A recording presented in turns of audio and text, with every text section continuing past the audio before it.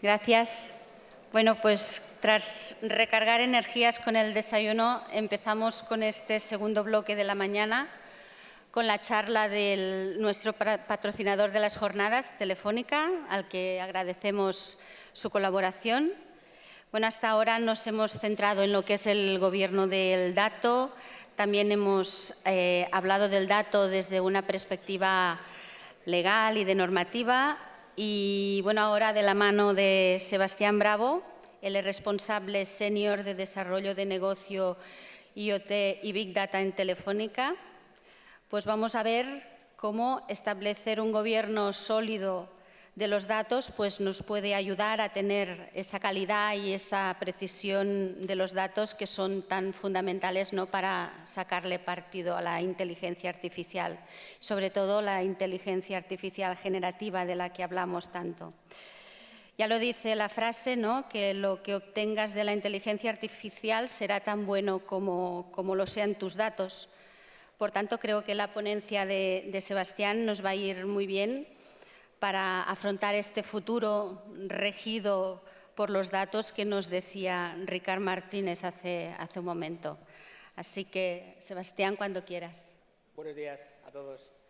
Bueno, lo primero, muchas gracias por dejarnos estar con vosotros en este espacio, que es lo que nos gusta, ¿no?, estar cerca de vosotros, aprender, que estamos aprendiendo muchísimas cosas de vosotros, y ver un poco, pues, estar cerca de vuestras necesidades y, bueno, vuestras cuestiones, preocupaciones que tenéis en torno a la gestión de los datos.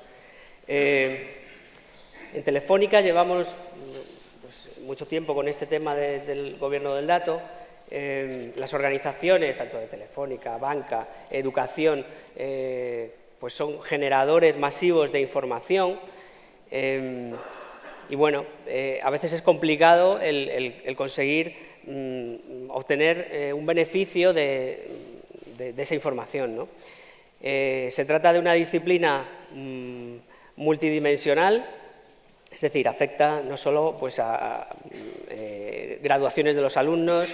Tenemos temas operativos, tenemos instituciones que al final tienen unos mantenimientos, dispositivos, tenemos costes energéticos, eficiencia energética, control de todas las instalaciones, tenemos estocaje pues desde los laboratorios, material, hasta las propias aulas, ¿no? Entonces, tenemos recursos humanos, tenemos múltiples departamentos y a veces es complicado, pues, desde un punto de vista, digamos, desde estrategia, desde arriba, tener una visión clara de cómo tenemos todo, ¿no? Y bueno, la clave es tener unos datos, una situación conocida en detalle y de la que nos podamos fiar y a partir de ahí ir tomando decisiones, ¿no?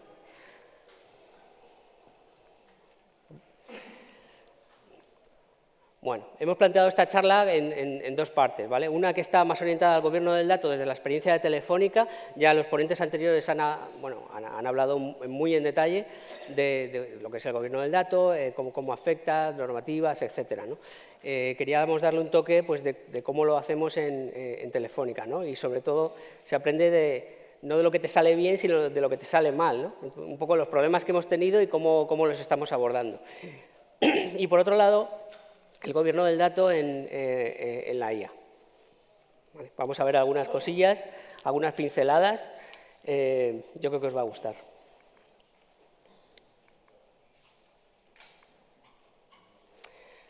Bueno, ya se ha comentado el gobierno del dato. No es fácil, ¿eh? Hemos comentado pues, temas de calidad, trazabilidad, linaje, cómo conseguir que tengas un dato fiable y sobre todo cómo el poder reportar, porque la normativa la dictan los reguladores y los reguladores lo que van a hacer es pedirnos explicaciones. Es decir, ¿de dónde has sacado esta información? ¿Cómo estás controlando tú los datos sensibles? ¿Puedes tener fugas? ¿Tienes un proceso de auditoría de tus webs que periódicamente revise que el versionado del HTTPS está correcto, es la última versión? ¿Qué estás haciendo tú para prevenir estas fugas de información? Y luego, ¿estás tomando decisiones en base a información que quizás no es del todo exacta? Todo esto es muy complejo y especialmente en el sector universitario. Hablábamos antes, pues hay departamentos, hay muchos silos, al final se trabaja, el día a día es lo que hay que sacar, ¿no? Pero luego tenemos, bueno, pues, diferentes facultades y luego en el top pues, tenemos otras universidades con las que se puede llegar a colaborar, ¿no? Entonces, añadido a todo eso, hay múltiples sistemas, la parte técnica pues, es muy heterogénea, el cómo se tratan los datos, la información, pues hay desde ficheros, información metida a mano, webs. Entonces, se genera información desde muchos puntos que es muy difícil de controlar, ¿no? Y aquí es un poco lo que... El reto es cómo le ponemos el cascabel al gato, ¿no? ¿Por dónde empezamos?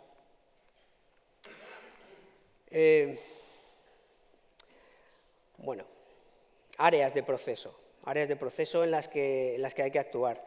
Esto es un poco el objetivo. Esta y la siguiente slide son detalles de áreas de proceso que en principio habría que tener en cuenta para organizar tu información, ¿no? Porque la idea es que tengas información de mucha calidad, controlada, auditada, sobre la que puedas tomar decisiones de negocio. Entonces, lo que vemos en las organizaciones es que implantar todo esto pues, no es nada fácil. Os soy muy sincero, es complicado. Es complicado. Nos podemos apoyar en herramientas de mercado que que controlen los procesos de integración. Nos podemos apoyar en herramientas que nos permitan realizar auditorías de calidades de datos, sí.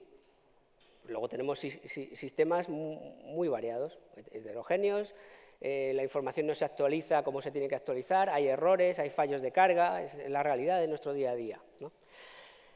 Entonces, no es fácil implantar un proceso de este tipo. Y lo que vemos es que en las organizaciones pues hay que empezar por algún sitio, ¿no? Normalmente lo que suele funcionar es esta pata, la pata 3, seguridad del dato. Nosotros lo llamamos security first, lo primero la seguridad, ¿no? Ante la amenaza, porque el negocio lo ve como una amenaza muy directa y lo entiende muy bien. Podéis hablarles de sistemas de base de datos relacionales, ETLs, eso no le interesa al negocio, lo que le interesa es esto. Entonces, ¿cómo podemos hacer para resolver este problema? Bueno, pues resolver el 3 requiere que pongas un montón de patas en todos los demás. Con lo cual ya puedes establecer una base, un esqueleto que te va a ir permitiendo crecer. La seguridad de datos implica la seguridad en cuanto a sistemas, en cuanto a accesos, roles, permisos, con quién lo compartes. Esta información sensible tienes que saber por dónde entra, cómo crece, quién la ve. Tienes que tener logs de auditoría de quién está consultando esta información y con quién la compartes tú también, ¿no? Cómo se guarda, hay sistemas de backup, de ficheros, está pues muy repartido y esto hay que tenerlo bajo control, ¿no? Hay herramientas que nos permiten en varios de estos puntos pues tener un mayor control, ¿no? Pero un poco esta pata, según nuestra experiencia, pues es un driver que nos permite, oye, vamos a ir implantando un proceso de gobierno para resolver este punto, ¿vale? Es un poco lo que vemos. Más áreas de proceso. Como veis, pues bueno, son objetivos que habría que ir cumpliendo. En las organizaciones grandes como las vuestras, se ha hablado antes de cultura de gobierno del dato, pues efectivamente. Es decir, esto tiene que ir de arriba para abajo. Hay que implantar una oficina, llamémoslo así, donde podamos establecer responsabilidades y responsables que busquen el ir cumpliendo con cada una de estas áreas de proceso. Porque una vez que alguien es el responsable de la información, pues se van a ir tomando acciones. Y podemos empezar pues simplemente decidiendo cuáles son las más prioritarias y no se puede ir de 0 a 100 en 0 segundos. Tenemos que ir pues montando poco a poco, iterativamente, procesos que nos permitan llegar a esto mediante un sistema pues en el que poco a poco vayamos hacia abajo, trasladando o permeando esta cultura pues a través de pues, pequeñas tareas, pequeños objetivos. Pues hemos hablado de limpieza de datos. Bueno, vamos a limpiar los datos, a ver cuánta información está huérfana en las bases de datos o en los archivos, a ver qué información no es la correcta, a ver qué fechas en las bases de datos originales no tienen ningún sentido, ¿no? Las hemos importado y quizás no están almacenando información relevante. Poco a poco, ¿no? A través de un sistema donde podamos ir dando tareas que permeen hacia abajo, ¿no? Con el objetivo de ir cubriendo estas áreas de proceso.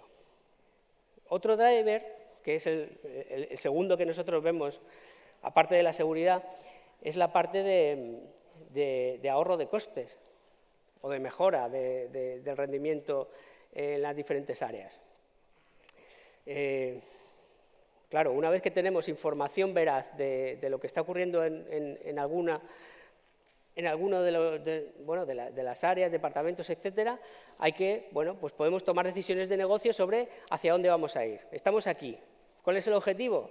Pues mejorar un poquito, ¿no? Por ejemplo, tenemos información de cuánto cuesta mantener los laboratorios.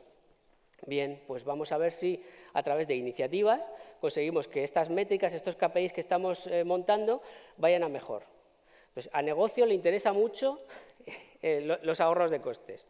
Bueno, pues vamos a apalancarnos en eso y vamos a conseguir que proyectos que en principio pues tienen una justificación a negocio así, pues oye, que sí la tengan, porque vas a obtener un rendimiento, ¿no? Entonces, tenemos que ir buscando esas pequeñas palancas que nos puedan permitir el conseguir ir cumpliendo pues, cositas de cada una de estas áreas de proceso. Y no es nada fácil. Modelos de datos, los propios metadatos que no se tienen normalmente, es decir, de dónde estás sacando la información, cuándo hiciste la carga, alguien la ha modificado, de dónde sale este dato. Esto en entidades financieras lo tienen, por normativa, lo tienen que tener súper controlado. ¿De dónde has sacado este DNI? Este importe que le estás mandando en una factura a un cliente, ¿de dónde lo has sacado? Y tienen que dar toda la trazabilidad hasta el origen.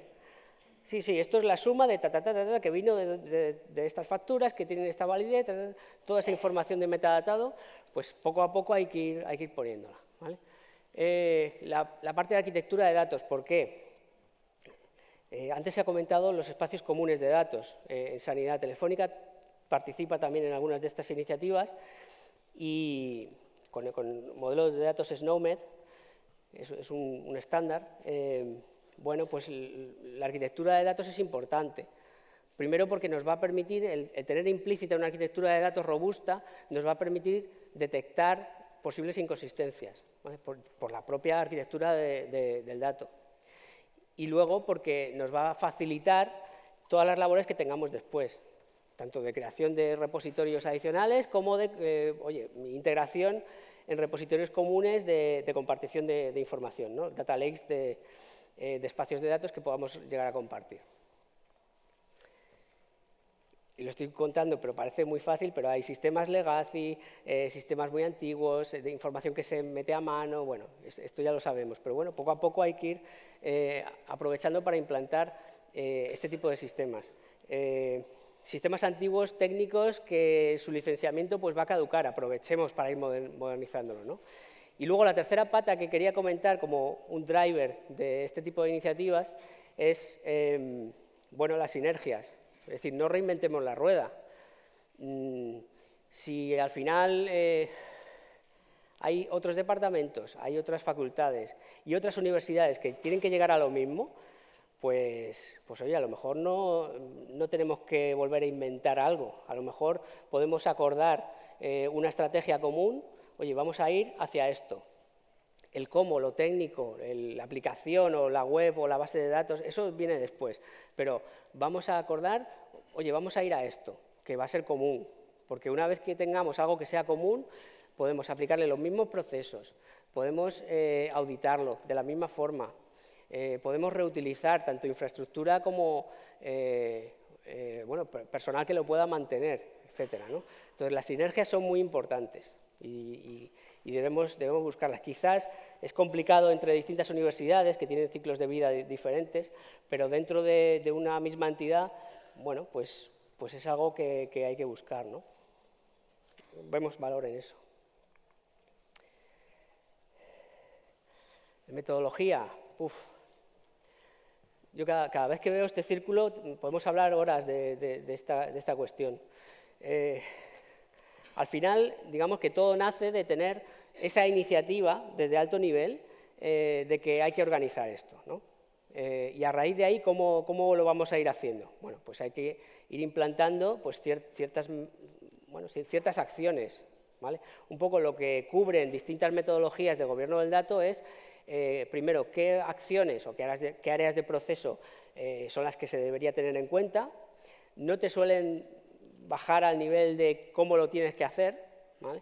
Pero sí que tienes que tener en cuenta ciertas cosas. Esto tú lo tienes que tomar en cuenta para trasladarlo a tu organización. Y aquí pues tú tienes que priorizar, tienes que decidir cuáles te va a ir conviniendo porque son más prioritarias o te urgen más, ¿no? Y de qué manera vas a ir implantándolas. Nuestra recomendación, pues que exista un ente, una oficina con una responsabilidad sobre los datos. A partir de que eso existe, lo vas a ir permeando hacia abajo. ¿Vale? Nosotros usamos la metodología DAMA, nos va muy bien, es muy completa y lo podemos aplicar a diferentes tipos de empresas, industria, financiero, educación, etc. Sigo.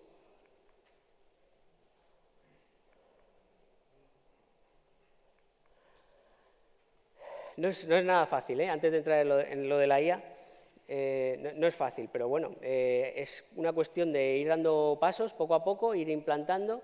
En educación pues es muy heterogéneo, entonces, bueno, pues apoyaos un poco en los drivers que nosotros vemos. La parte de seguridad,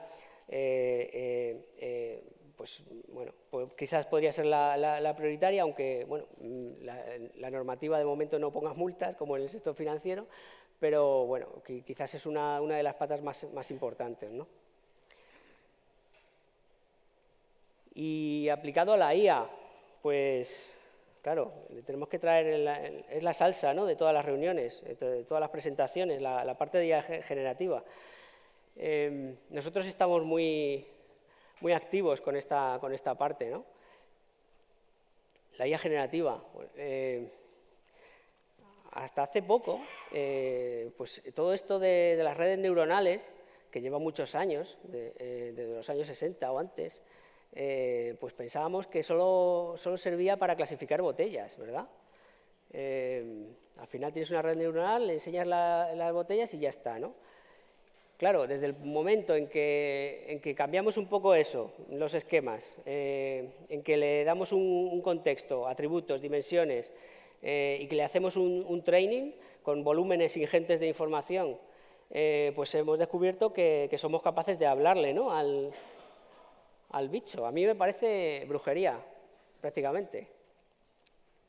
Y no solo hemos aprendido que estos sistemas pues procesan texto, lenguaje natural, texto.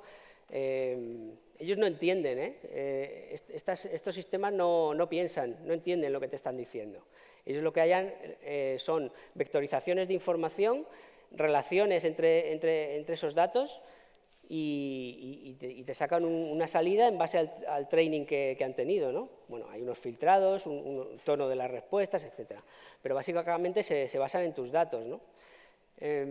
La parte de training de momento no se hace mucho, es un proceso que tiene un coste enorme el realizarlo, y se usan normalmente sistemas de LLM ya entrenados. No coges el OpenAI y lo entrenas con tus datos, ¿no? Eso ya está. Lo que hace esa IA es, a partir de ese entrenamiento, de ese comportamiento y de esas relaciones de entendimiento que ya le ponen, explotar tu información. Y ahí sí que podemos, digamos, meter directamente vuestra información, tanto información de base de datos relacionales, documentación, imágenes, audio, de todo lo que queráis, ¿no? casos que, bueno, que para el sector educativo estamos viendo, y se han mencionado antes también, el tema de evaluación de desempeño de los alumnos, ¿no? Al final le puedes meter las notas de los alumnos con las asignaturas, los contenidos, etcétera, e ir haciendo un perfil de alumno, ¿no? Con los conocimientos que tiene. Y luego se le puede hacer preguntas. Todo esto se puede juntar de una misma clase y hacerle una pregunta y decirle, oye, dame los alumnos bueno, pues que no solo que van mejor o que van peor, sino que han contestado las preguntas más complicadas, aunque hayan suspendido el resto. Bueno, pues preguntas más elaboradas, en el sentido de, bueno, con todo este tracking de exámenes que tengo, ¿cuáles son los contenidos que han costado más en general a todos los alumnos? Y te lo hace, pues, a nivel de concepto. Es decir, le puedes meter no solo la parte de evaluaciones de exámenes, sino también la bibliografía que le has podido, que es la base de esos exámenes, ¿no? Y te dice cuáles son los conceptos que pueden llegar a costar más o que cuestan en general a los alumnos, ¿no? En apoyo a los propios alumnos, la parte de resúmenes me parece increíble, cómo realiza resúmenes con los criterios que tú le dices. Esto seguramente ya lo habéis estado jugando, habéis estado viendo este tipo de cosas, pero es un valor importante. Si estás haciendo una tesis, pues te gustaría conocer qué otras tesis, sin tener que estar leyendo todos los documentos, qué otras tesis están mencionando algunos de los conceptos sobre los que estás trabajando, ¿no? Y te lo saca, si le metes la información, claro. Recomendaciones de contenidos complementarios, ¿vale? Cosas que falten, ¿no? Al final basado en la información de entrada, bueno, pues cosas que puedan faltar. Esto lo llaman bueno, la capacidad de proponer que tienen estos sistemas, porque como están viendo lo que hay, ellos por descarte ven lo que no hay también. Entonces, y te pueden ir proponiendo, incluso cuando utilizas el chatbot o la conversación, cosas de las que no le estás hablando y que ellos ven una probabilidad muy alta que en una conversación o en un tipo de trabajo con texto, con estos textos, pues falta, ¿no? Porque lo han visto antes, ¿no? Y en ese caso no lo estás contemplando, con lo cual te pueden proponer cosas. Le vemos mucho valor a esto. Apoyo y sugerencias, todo tipo de educación en las distintas materias, monitorización de las evaluaciones, toda la parte de soporte. En Telefónica tenemos un asistente que se llama 7, que te ayuda en cualquier cosa que necesites hacer en la organización. Somos una empresa muy grande y hay muchos procesos para hacer determinadas cosas, desde pedir las vacaciones hasta en qué departamento tengo que pedir soporte para algo muy concreto, etcétera, etcétera. Pues el implantar sistemas de soporte tanto para los alumnos como para los profesores. Cómo se realizan las cosas, qué pasos debo seguir, con quién debo contactar, ¿no? Toda la parte sabéis que los chatbots los podéis integrar con lo que queráis. Las propias clases se pueden pasar bueno, es muy habitual el pasar el sonido a texto, ¿no? Y además sacar resúmenes. Entonces podemos poner un sistema de estos en las clases y te saca al final de la clase el resumen de todo lo que se ha contado, incluso si queremos con las imágenes de la pizarra. Entonces, bueno, pues esto va a cambiar muchas cosas que estamos haciendo hoy en día, ¿no? Esperamos que para bien todo, ¿no? Pero sí, tienen mucha potencia, ¿no? Y todas ellas se basan, van a repetir, estos sistemas van a repetir lo que tú les cuentes.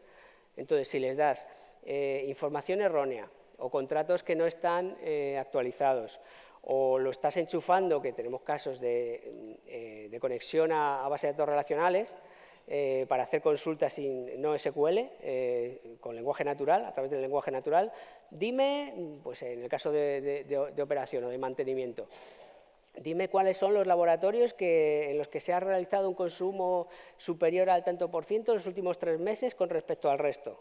Pues también te lo da, ¿no? Entonces, bueno, pues es formas de utilizar la tecnología que nos van a facilitar pues el trabajo, pero que tienen que tener por detrás la información correcta, ¿no? Y aquí las normativas que se están sacando van en la orientación no tanto técnica,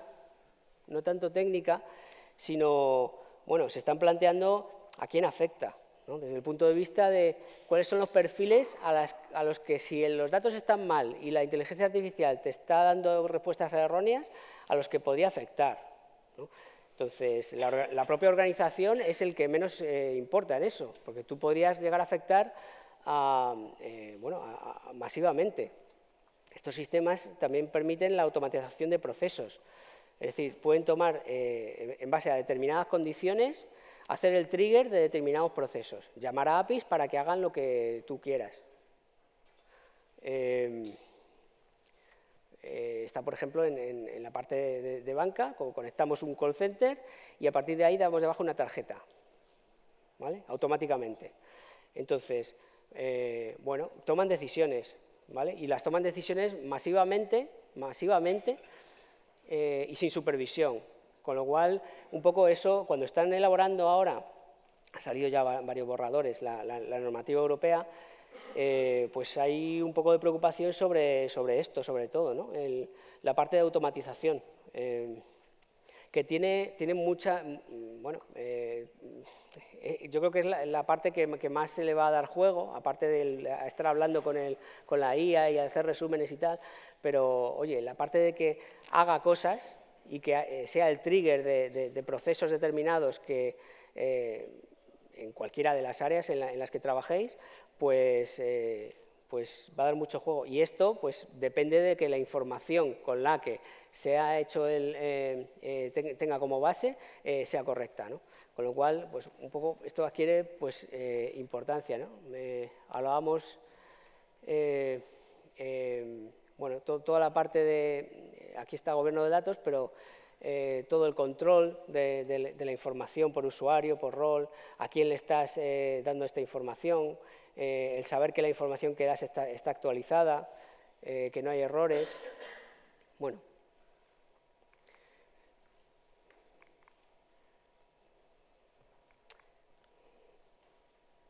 Okay.